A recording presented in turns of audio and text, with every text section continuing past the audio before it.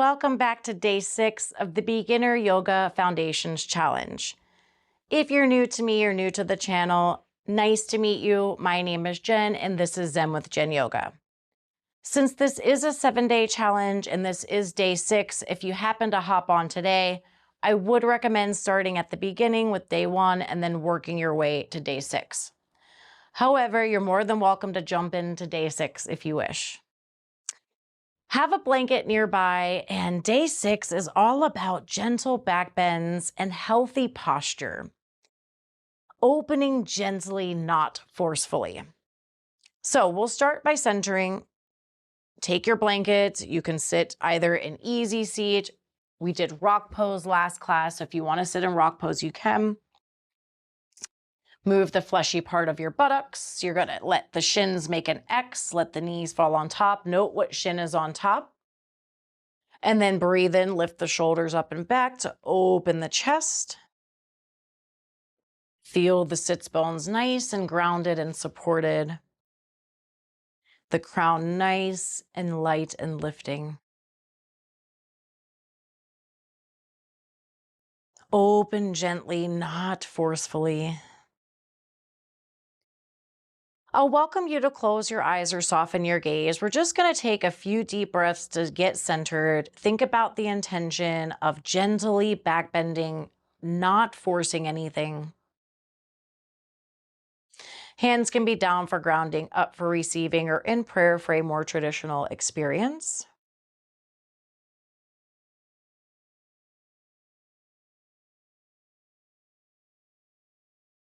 Maybe the inhales and the exhales are the same length.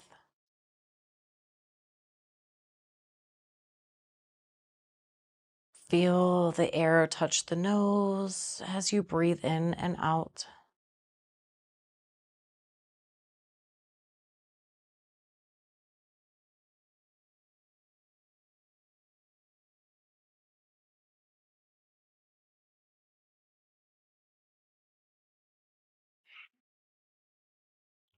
Now we'll seal in the intention to back bend gently, to open without force, to open gently.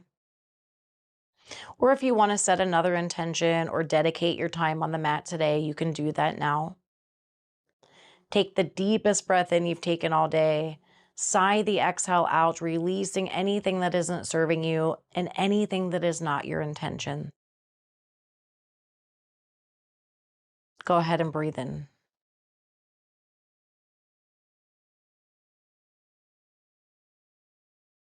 Open your mouth to exhale and let go. Take a moment to bow your chin towards your chest, thanking yourself for making it to day 6,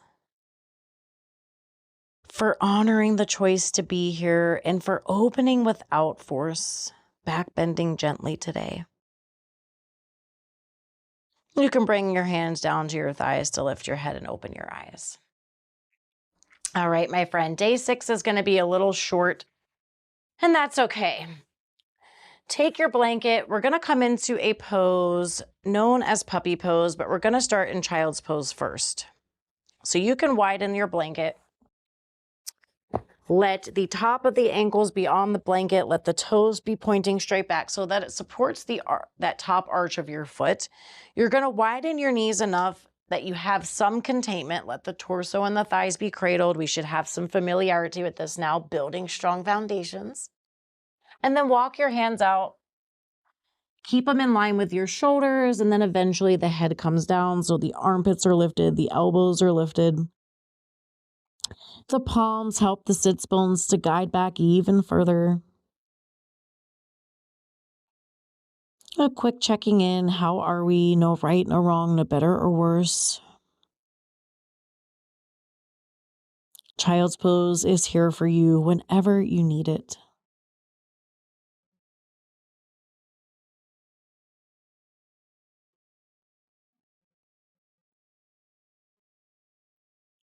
From here, you're going to press into your hands and lift your head up. Now, take your shoulders just past your wrist. You're going to separate the toes. Now, keeping your hips over your knees, Your knees are going to be hip width. Press into the tops of your feet here. And then you're going to walk your hands out. So this is a big stretch in the shoulder girdle. Walking the hands out so that maybe the chin comes to the mat, maybe it doesn't. But you're just going to melt the heart down, melt the head down. Gaze stays up, head stays up and lifted. So it's not like child pose where the crown comes down. If anything, it would be your chin.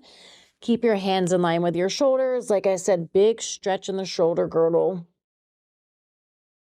Puppy pose.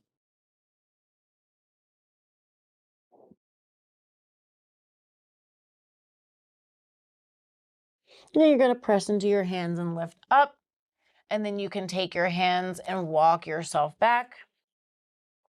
Just to sit on the heels, taking a second to roll out the wrists. And then the next thing we're going to try is cobra pose. So now you might want to take your blanket and I would fold it up maybe lengthwise. You might want to have it a little thicker. You're just gonna kind of have to see what feels good for you.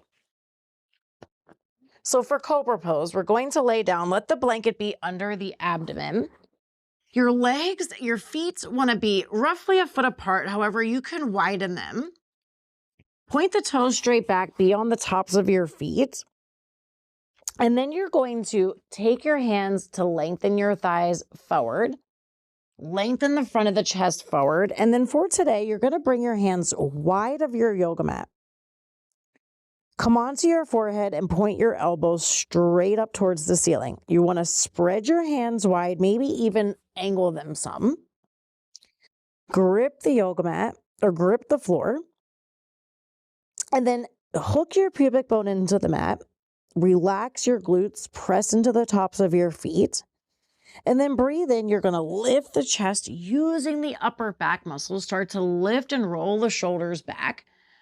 Press into the hands. Start spiraling the elbow creases towards your thumb and let the chest come through the arms. So don't look all the way up, but rather have your gaze parallel, just for today.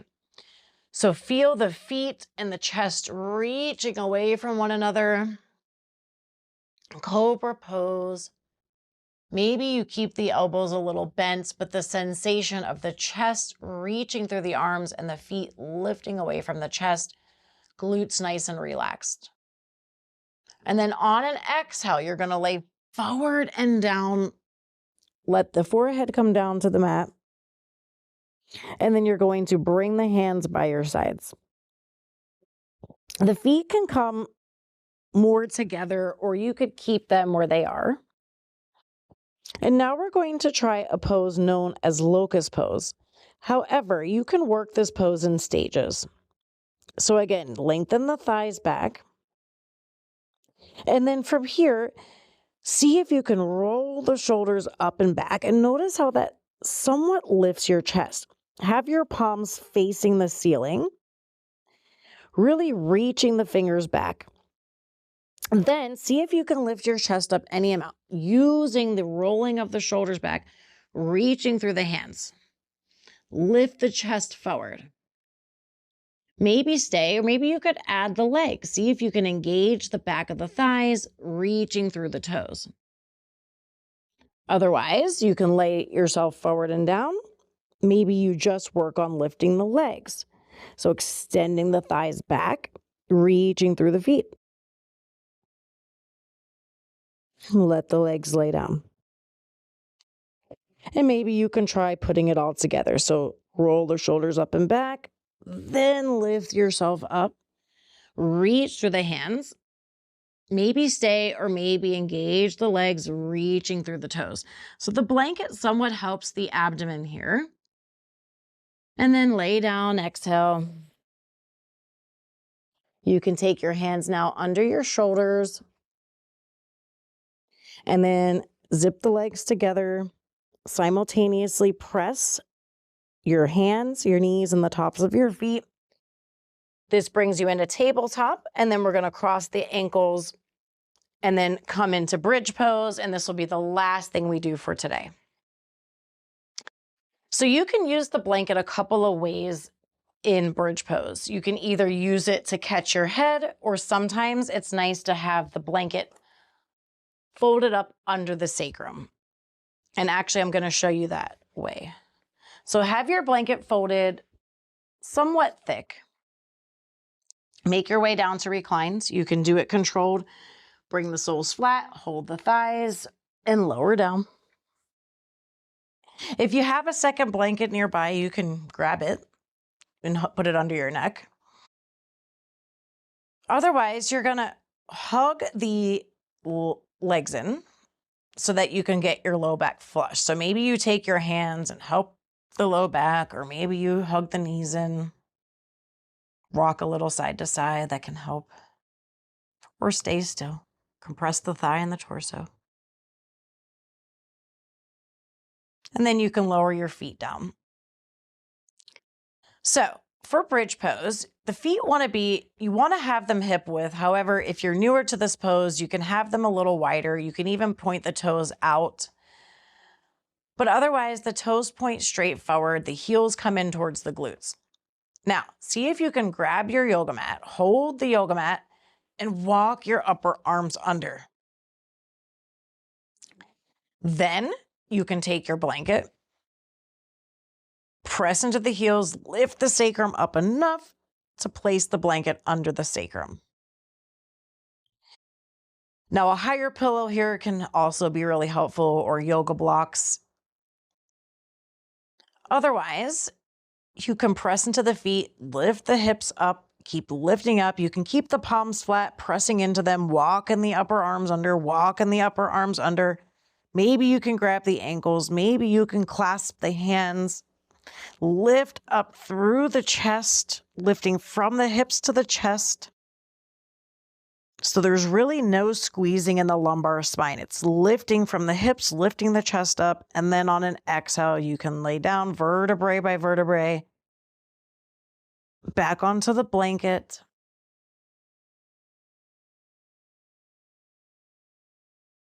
Chill for a breath. And then you can press into your feet, take the blanket up, and then fully lay down. Let the tailbone be the last thing to untuck. Notice how you feel. Pick up the legs and hug them in again. And then cross your ankles and come to sit up. Nice job. Now we're going to close it out. So you can come back to easy seat or rock pose. Remember what shin was on top so that you can cross the other shin on top. Sit back, make an X, let the knees fall. Move the fleshy part of your buttocks, breathe in, lift the shoulders up and back, open chest, reaching through the crown. We know how this is by now on day 6. Noticing how you feel, just taking a few breaths to notice and to let the benefits of the practice fully integrate. The stillness is part of the practice. It's not all just about movement.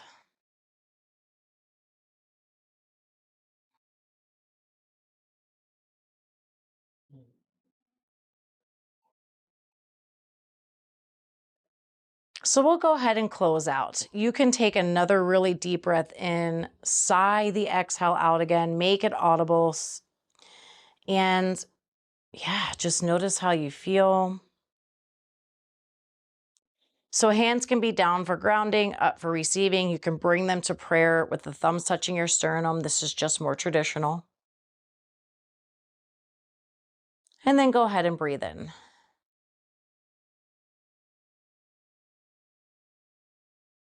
Open your mouth to exhale and let go.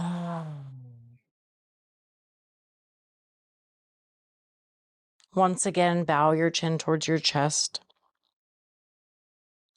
Thank yourself for making it to the end, for making it through day 6. I'm so proud of you.